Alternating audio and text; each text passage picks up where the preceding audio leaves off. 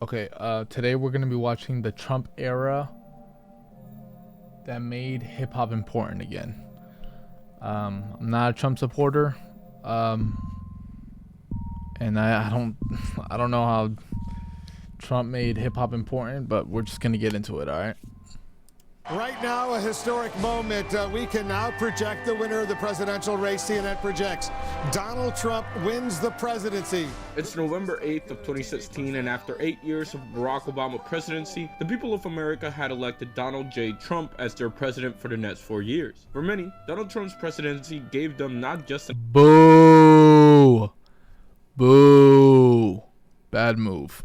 identity for which to die for, but a purpose. For others, the 4 years that would follow seemed like an eternal doom that would send the country back for decades. But for hip-hop, Donald Trump's presidency created a 1 star. 1 star out of 5. revolution. Not only did it create great music and Bruh. Trump.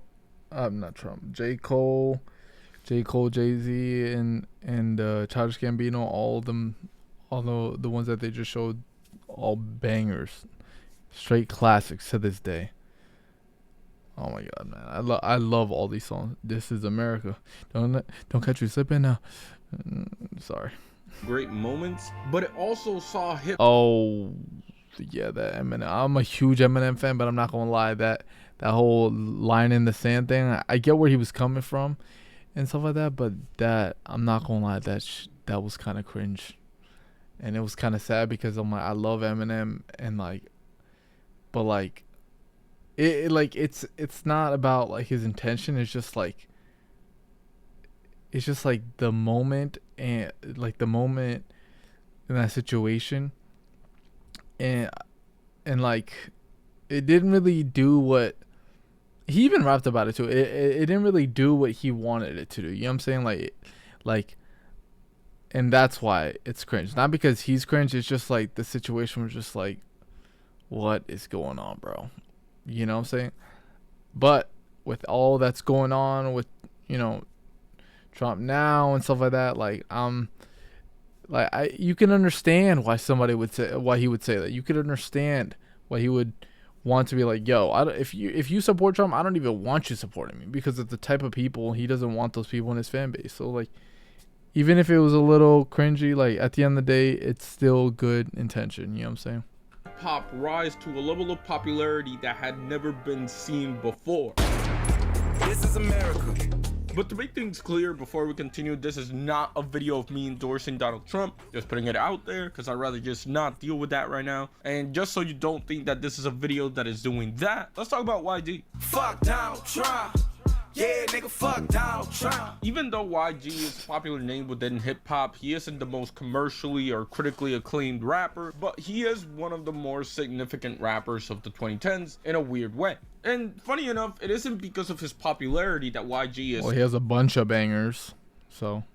so important. It's because of his influence. And to best understand the influence of YG, 3 words come to mind. Fuck Donald Trump. It may not seem like a big deal now, but I would consider FDT one of the more important songs in hip-hop of the last decade. Mainly because this song marks a shift in how hip-hop views Donald Trump. Because it is important to understand that before Trump's bid for president, Donald Trump was an icon in hip-hop. Not necessarily for who he was as a person, but what he represented. Money.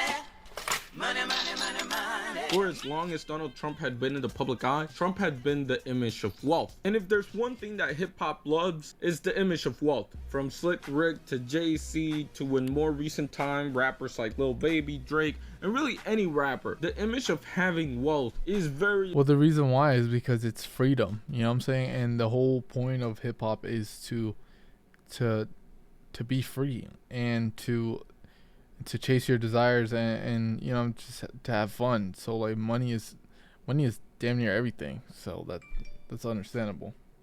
important to a rapper. The rapper's ultimate And I can understand why people would think, oh, that's superficial, or that's art. You know what I'm saying? But at the end of the day, like, you need money in this world. They have set the tone for us. You know what I'm saying? This world, you're just not compatible unless you're making money somehow. Somehow, some way, you're making money, and that's how You can go live in the woods all you want and you'd be working less hours. You probably would be working less hours. You'd be doing a lot more effort, but you probably definitely be working a lot less hours. You know what I'm saying? But you could do that. But if you want entertainment, if you want shelter, if you want different types of food, you know what I'm saying, then that's how you can survive, is money. Goal, after all, is to get rich or die trying. And for those who do get rich, the Shane, the Watts, the money spread is essentially equal to a championship in sports. You're not supposed to be. The money spread, to me, I get it, they're trying to display the wealth, but I feel like it's like a liability. Like, you probably shouldn't be doing that. Also, it brings problems, and there's been people who've been robbed and also like just attacked in general just because they're flashing their money like an idiot. I'm not gonna lie, I did this once and I instantly felt cringe. I was like, ooh, like maybe I shouldn't have did that, and I deleted the post. You know what I'm saying? And I remember there was this one time where, I'm not gonna say names, but like this, I was friends with this kid and he got in an argument with his girlfriend and then he put a dent in my car, right? And then he's like, I was like, yo, like, dude, you're gonna have to pay for this, right? And then he's like, oh, bro, I don't got no money right now. I'll see what I could do. I'll pay you as soon as possible, right? And I was like, and I let it go because I was like, I understood his situation, right? He wasn't making that much money from his job, right? 2 months passed, right? And then he goes online. He posts a picture of money spread. And I was like, Tug, like, don't you owe me money?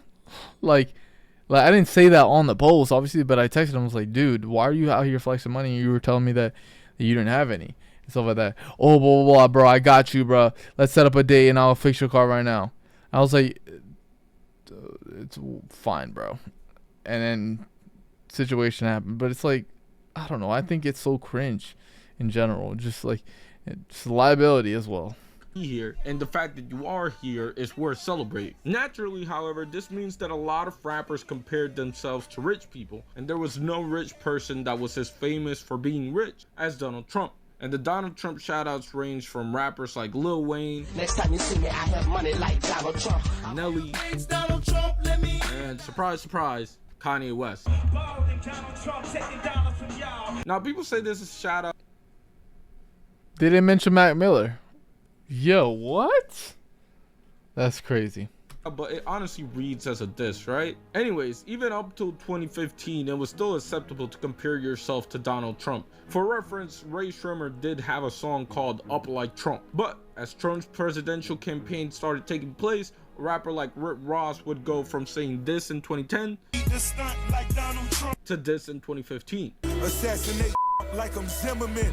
But for what my money is worth, the moment where hip-hop's distaste for Donald Trump became clear was with the release of Fuck Donald Trump by YG. I'm not saying that YG made it cool for people to hate Trump, but it's when it became transparent. And he made an anthem about it. You know what I'm saying? Like, everybody loves an anthem for a feeling that, you know, some that we can all relate to. You know what I'm saying? And it's justifiable. Like, you do the research, you find out. Like, it's not just, oh, they don't like him just to not like him. Like, there's real reasons. Like, that hip-hop was on that side of the fence in what would essentially start a renaissance era for the hip-hop protest song. But before we get into that, I haven't made a video in like 3 months, so YouTube will not push this video out. If you want YouTube to push this video out, I'm gonna need your help by subscribing, commenting, liking, you know, all that. I'm not begging for it, but I would really appreciate it. Let me get back to the video. Now, obviously, protest songs are like normal in hip-hop. Just in 2015, Alright became like the biggest protest song that hip-hop has really ever seen. But in 2016, best album of all time. No argument there. It's just the truth. YG was the leading force in making the Trump protest song a thing. And despite the fact that Donald Trump was the president by the end of 2016, hip-hop's hate for Donald Trump was at an all-time high. And just so you can get an idea for it, here's a graph from ESPN's political website 538 breaking down the ratio of positive to negative Trump bars. And take a look at that spike heading into 2016. And more considerably, look at the drop in terms of positive Donald Trump bars. And it wasn't just a trend, because as hip-hop headed into 2017, hip-hop made it clear that it was not gonna stay silent. A rapper like Jay-Z went from rapping about paintings and being rich and Magna Carta Holy Grail to rapping about the story of OJ and 444. And even rappers that you wouldn't expect to be political or have political takes were having political takes. Kodak Black, for example. The Tunnel Vision music video was a black man actively being killed by a man with a Make America Hate Again hat. Then there's people that should go without mentioning, like Kendrick Lamar and J. Cole and Lupe Fiasco, who obviously made comments on the president on and off the mic. But one of the biggest benefactors of the new political landscape was none other than Logic. And let me explain. I mean, think about it like this. One of his best songs. But the sad part about this, I'm not even gonna lie, I'm not even trying to hate. It's like after that album dropped, like the quality in his music kind of went down, and it makes me sad because I'm a huge Logic fan. You gotta understand, I'm not even saying this just to say this. I'm not trying to ride the hate train. There was a bunch of good songs that came out, but like, understand how good The Incredible True Story was and Under Pressure compared to the songs that, or the albums that dropped afterwards. And you can hit the argument, well, oh, just give it time because music is like wine. No, like these songs that he's dropping after that are still good, but they're just not as good. Like what he dropped was great, like legendary stuff. You know what I'm saying? And around this time was, you know what I'm saying, I remember being in high school listening to this. Like, it's such a beautiful song, and he came up with a beautiful flow.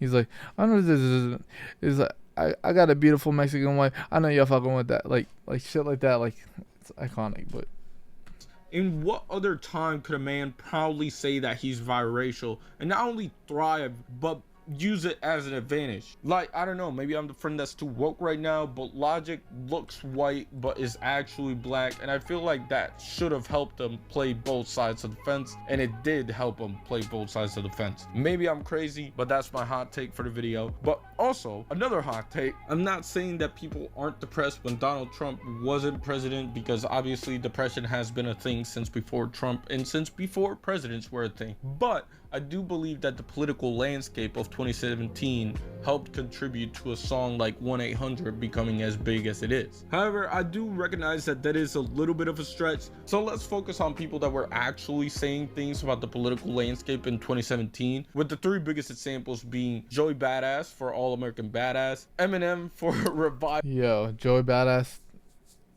classic. You know what I'm saying? Like, All American, like, bangers.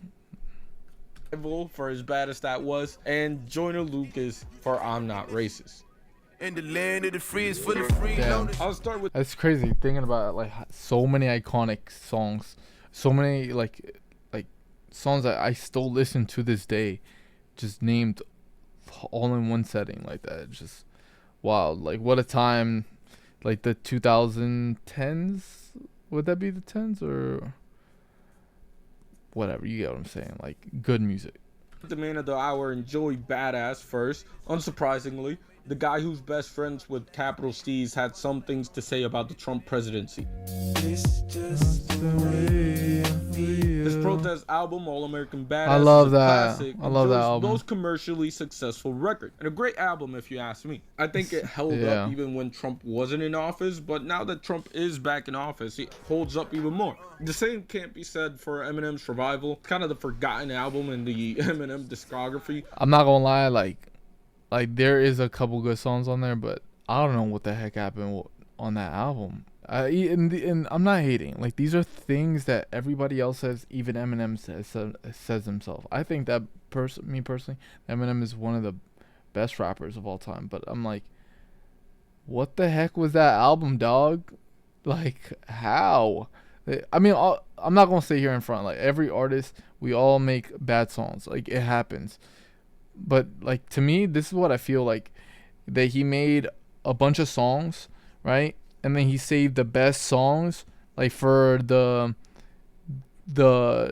album that came after this, right? Or the album that the for damn, how do I explain this? I felt like he made a bunch of songs, right? And then he put like the worst songs on one album, and then the second best songs on the upcoming Kamikaze, and then the third best, right? The best, like the actual best on the Music to Be Murdered by album. You know what I'm saying? Because like it's just crazy, the progression. Like it's just wild. I mean, honestly, like his writing was good. Don't get me wrong. It's just like when you take out the writing and just look at the songs for what they are, like song wise, that's when you could see the quality difference. With Kamikaze coming along a few months afterwards to kind of wipe away the legacy that Revival had. But it wasn't just Revival. Eminem also did this. This is for Colin. Ball up a fist. And keep that shit balled. Like Donald the bitch. Which personally I think holds up way better than Revival did. But Yeah. if you're gonna ask anybody about a political rap song in 2017, chances are they'll reply with "I'm not racist." I'm not racist. This was a classic. This was a song that took Joyner Lucas from a borderline underground rapper to a mainstream, almost household name. The song looked at the current political landscape from the perspective of a Trump fan, and then from the perspective of a black man. With the song, It's crazy because like the first time hearing about Joyner Lucas, it was with this video. I mean, with this song, this music video for the song, and then it was just that intro. It was just like, what did this white dude just say? Like he just started, and we all thought for a second that it was him, that he was a rapper, right?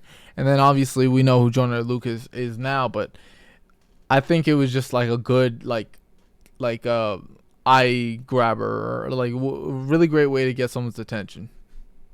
ending, and both coming to an understanding. The black guy and the Trump guy hugging. And Yeah, at the end that was a really wholesome ending. as we headed into 2018, it became really clear that people were sick of Trump because Fortnite blew up. But it's crazy though, like with the Joyner Lucas things, like yeah, in that video, like they got to understand each other, but like I feel like in the real world, like the only way that you could actually understand each other is by going through each other's, being in each other's shoes, and actually having friends who are dealing with certain issues, and actually like being in a position to not just listen but to actually make a change. Because I feel like a lot of people nowadays, like they level up their life just so the problems doesn't affect them. You know what I'm saying? And like that's sometimes that's the only thing you can do. And like that's another reason why like change takes so long to like come into fruition, because like everyone's just like, all right, they're just trying to avoid the problems so they don't affect them. You know what I'm saying? Because so they can survive. And I'm not gonna lie, like it's like sometimes I feel like that too. I feel like the world is too crazy for me, one man, to change everything I think that should be changed. I feel like it shouldn't be up to me. I feel like, you know, I'd rather just leave, you know, and like that's crazy, you know, but that's the world, you know. Shout out to Fortnite, man. Like, oh shit, it might be the greatest game of all time. Now, seriously. Oh, okay. That was the worst take I ever heard. This is What the say heck? hip hop and politics have always been a thing. Let me stop you in saying I agree. But quickly, name your favorite protest hip hop song before 2016. Is it Fight the Power? Is it The Message? I hope it's not Bombs Over Baghdad, because that one isn't a political song. Maybe it's alright. Regardless of what song you pick, odds are it didn't even land in the Billboard Hot 100, and if it did, it never scratched the top 40. But What has happened to the audio? it never scratched the top 40. But Yeah, they probably removed the audio because of the song. Childish Gambino was bigger than Drake and Taylor Swift combined. And it's gonna sound crazy if you weren't around or you weren't paying attention in 2018, but This Is America was like the biggest song ever created for like 2 weeks. This guy was bigger than Michael Jackson. And what I mean when I say that Trump created a renaissance for political hip-hop, this is what I mean. In no other circumstance, in no other presidency, in no other political landscape would a song like This Is America blow up to the point that it did and become the instant classic that it became for those 2 weeks in 2018. What the heck? I know this sounds crazy, but look up reaction videos in 2018. Maybe you've forgotten, but I promise you, Childish Gambino was Michael Jackson for like at least a week in 2018. It was like Childish Gambino, Fortnite, and then Ninja Blevins. Anyways, I would be remiss to say, and I'm not gonna lie, like, I feel like Childish Gambino deserves it. Do I think that he's as good as Michael Jackson? I feel like Michael Jackson is like his own alien. I feel like he's really kind of untouchable. And yeah, you can hit the argument that, oh, a lot of the songs are outdated. It's like, bro, like for that time, you know what I'm saying? And even some songs that he made they still hold weight to this day. You know what I'm saying? Even if times have changed, even it's like the whole thing with Kendrick having as much Grammys, I think. Almost, it's like, yeah, Kendrick might have the same amount, or Drake having as many hits as Michael Jackson. I don't think that the rewards should count in this argument. I feel like it's the impact. Like for example, like people would pass out to the sight of Michael Jackson. Nobody is doing that at a Drake concert. At least not that I'm aware of. You know what I'm saying? And if they are, it's like, fam, what are you doing? You know? But Childish Gambino, I feel like he deserves it. You know what I'm saying? Do I think he's as good as Michael Jackson? Probably no. But he's definitely is very unique. Like every time that Childish Gambino shows up, it's a whole different style. It's a whole different taste. It's like, wow, that's actually impressive. And it's not in a cringy way either. Like, it's actually like, bro just doesn't care. You know what I'm saying? Like, bro, like, you know what I'm saying? He just creates a new color every time he comes around. That by 2018 there was a pretty vocal Trump supporter within hip-hop, none other than Kanye West. Mr. Donald Trump is taking money from y'all, started wearing a MAGA hat as fashion statement. And you know, I've learned considering what Kanye has become in the last couple of years, that I don't have to dignify everybody's political opinion.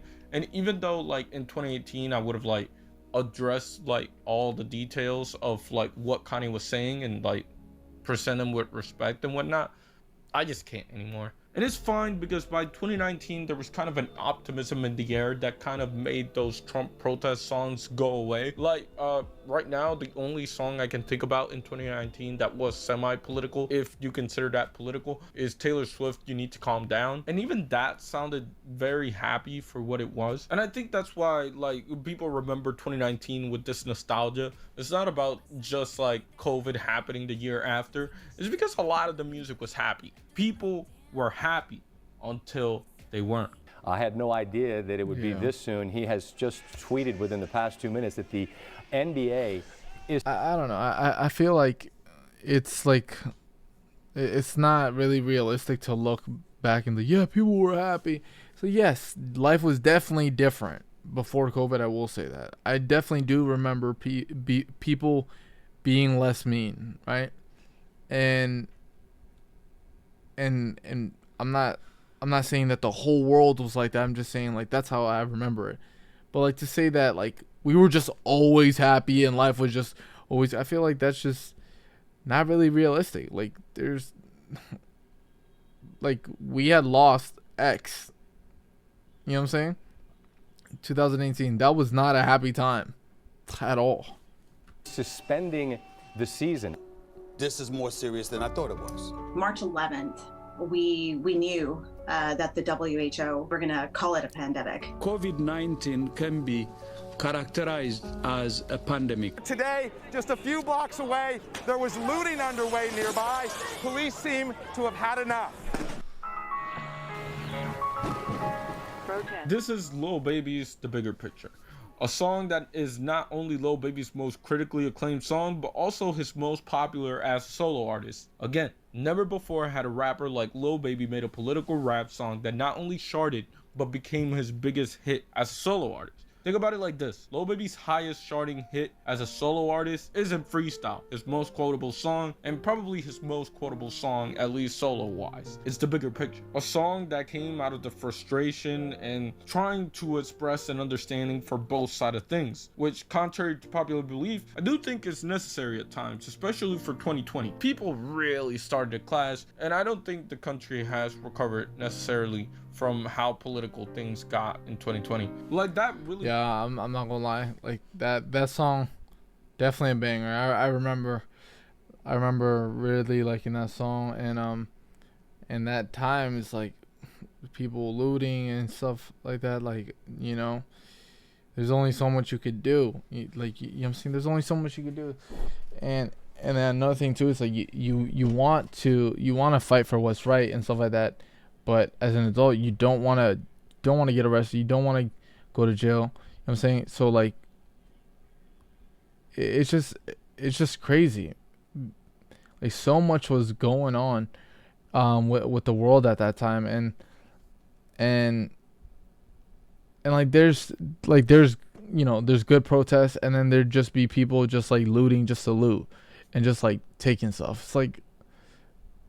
And just giving protesting a bad name. It's like, protesting is to fight for what's right. You know what I'm saying? Because the problem with police brutality, like, it is just, it's not a myth. It's a thing. Like, cops be killing people. Yes. At the end of the day, there is violence. Yes, there is a lot of black on black crime. At the end of the day, that two thing I hate when people I hate when racists, you try to tell them like, yo, like this issue that we have with cops, like, oh well black people are killing black people too. It's like, okay, yes, that's another issue, but stop acting like we can't tackle two issues at once. Like we can figure multiple things out at simultaneously. You know what I'm saying? And I feel like your response, like when people would respond, all lives matter or white lives matter, to when people were saying black lives matter, like, are you dumb? We know that all lives matter, right? But the point is not, black people aren't saying that because they want attention. That's the last thing that they fucking want. You know what I'm saying? They want to be left alone by the cops. You know what I'm saying? But like, if a cop just randomly pulls you over, and then like you got your hands up,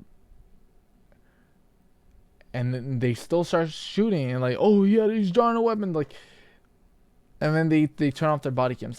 It's like stuff like that. It's like that has to end. Like, the reason for cops is to protect us as people, not to kill us. Like this is not. This is not overpopulation control. Like, you know what I'm saying? Like, this is supposed to be the authorities, like our protection. People like making sure that nothing bad happens. Like, we are paying them with our tax dollars, and like they have the audacity, like to end people's lives and stuff like that. And like, I'm not making this up. Like, it's all there. I'm not trying to pretend like the issue is I'm not trying to make a mountain out of molehill. Like, the issue is an issue. Like, you can like there's a reason why there was protesting and looting. You know what I'm saying? Like it's not, it wasn't just a cookout or a BBQ. Like, this was because it is frustrating, and it's not a problem until someone, you know. Like, everyone thinks that like it's not that big of a problem until it's your brother, until it's your friend, until it's your husband, until it's your girlfriend, your wife, or whatever, your teacher, someone close to you, and then they get murked by the cops. You know what I'm saying? All because they're trigger happy. It's like, bro, if you can't handle a gun, you maybe, or if you can't handle fear, maybe you went into the wrong field. You know what I'm saying? Like, I'll never understand. I can understand being scared, but I'll never understand how, like, it's like a constant thing with them. And then even with Chris Rock, like, he was saying like about like about the whole bad apples things. How people they'll be like, oh, some jobs have bad apples. Like, some jobs cannot afford to have bad apples. You know what I'm saying? There was a time where the political party you supported somehow became your sports team, and people are like ride or die now for their political party. But anyways, the bigger picture, one of the more iconic songs of that year came from understanding both sides and trying to explain to the other side, here's why we're angry, here's why things are happening the way that they are happening. People wanted music that would speak the truth, and hip-hop listened. Even people like Public Enemy, who had been way past their heyday, it wasn't the late 80s anymore, came out in 2020 and they made waves with a remix for Fight the Power. It featured legends in the game like Nas and Black Thought, but it also featured newer rappers like Rhapsody and YG. History class ain't tell us about Juneteenth. I told you that he was important, by the way. Like, YG was there in 2016 saying fuck Donald Trump, and by 2020 he was saying fight the power to end Donald Trump's first term as president. And as Trump picks up his second term as president, of course we can hope for the best, but it's not looking like it's gonna be the best. So yeah, get ready for political hip-hop to rise again. And if my time as a hip-hop fan has taught me anything, I understand that hip-hop will not stay silent and it will remain true to what it believes. And with that being said, yeah. Anyways, that might have been the most political video I've done in a minute, if not ever. And I'll just leave it at that. You know, I kind of feel like I spoke my mind. I kind of been away for a little bit. My bad, filmmaking. But yeah, shout out to y'all for sticking around. Shout out to God, and shout out to me for finally making a video, and shout out to Jay Dilla because he's always dope. Yeah, shout out Jay Dilla. You know what I'm saying?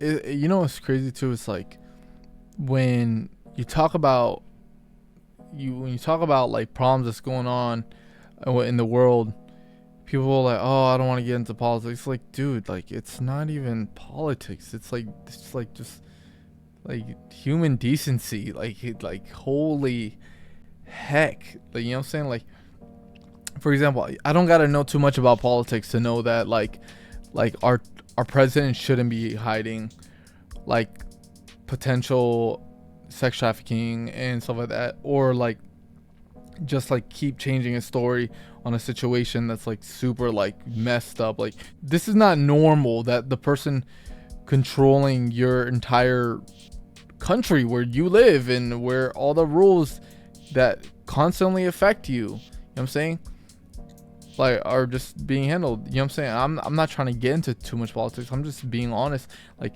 someone in power should not be a bad person. Like, because every man has his flaws, but jeez, bro, like, holy crap. Like, this is insane. You know what I'm saying? Like, that's just a no-brainer that someone like who can affect millions of people's lives should not be in power. Like, that's just that's not like a me trying to get into politics. That's just like common sense to me. You know what I'm saying? But I mean, I think that was a pretty wholesome video. You know what I'm saying? Like, him saying the Trump era made hip-hop important again, I don't really agree with that. I feel like hip-hop has always standed its ground without. I do think that like rappers are always looking for that next bar, that next punchline. Us rappers, we talk about money, like, we want it. We're trying to manifest it. We're trying to keep it. We're trying to keep the money flowing, going. Like you talk about things that you love, things that you like. You know what I'm saying? So I think that you know, you take away the money factor from Trump, they probably wouldn't have ever been mentioned. You know what I'm saying? So like that in itself is like kind of lame. You know what I'm saying? Like the only reason why people even mention you is because of money.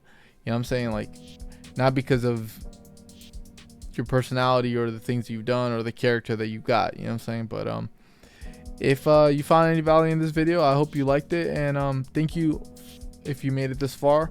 I appreciate you, and if you could subscribe, I would appreciate that a lot. And thank you so much, and I hope you have a good day.